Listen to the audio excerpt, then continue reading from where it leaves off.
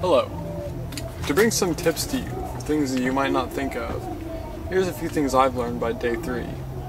Number 1, definitely pace yourself. Don't go drink all your beer in the first night, get 5 hours of sleep for the first 2 nights, or even less than that, maybe 1 or 2.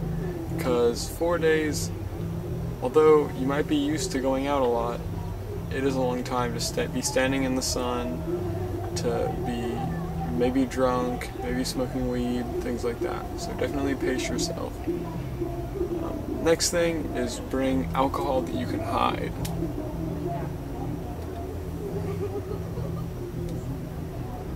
The main area of Bonnaroo is Bonnaroo.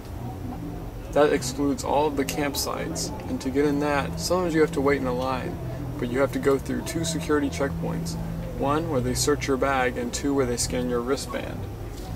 Now, they might not always search your bag, because I had times when I had my biggest backpack that was the fullest, and they just told me to walk on by. But other times, they searched pretty thoroughly, and I had to give away quite a few beers right at the starting line. Next is bring your glowing things. If you want to buy a glow stick or a glow-in-the-dark ball or sword or anything to play with, it's going to cost at least $10 probably. Everything is ridiculously overpriced here. So go to your Dollar General, pick up a 50-cent glowing lightsaber sword. Even if you want to sell it for $5, give someone a half-price deal.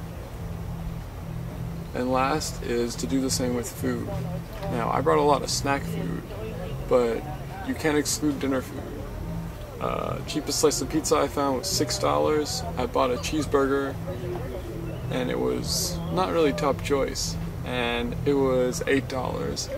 So you're allowed to bring snacks into Bonnaroo. So I brought a can of baked beans, some Chef Boyardee stuff, even sandwich stuff, particularly things that don't need ice.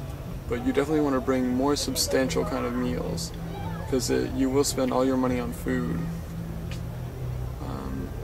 And going back to the hideable alcohol thing, this year, 2012, a beer was $6 or $7, depending on if you wanted a pint or just a cup full. So I think it's partly because they don't want people to get too wasted in Bonnaroo, but I think it's also extortionist prices.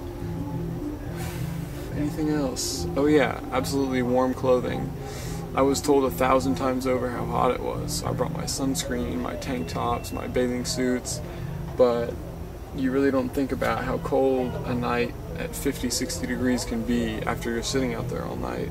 So I only brought 1 sweatshirt and 1 blanket. Definitely bring a couple of blankets, some pants, maybe something you can store in a bag when you go to Bonnaroo, because who knows, you might go out there at 3 p.m. and you might leave at 3 a.m. when it's 45-50 degrees.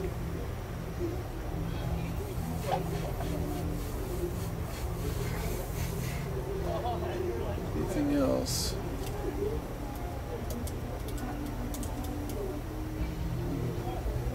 Just basically as many toys as you can, bring them, things to make it fun, things that you can throw around and be flashy with at night. Bubbles, glow sticks, interactive kind of objects.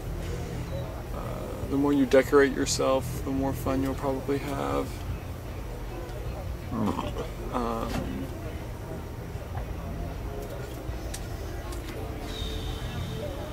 And a grill can't hurt. That goes back to the food thing.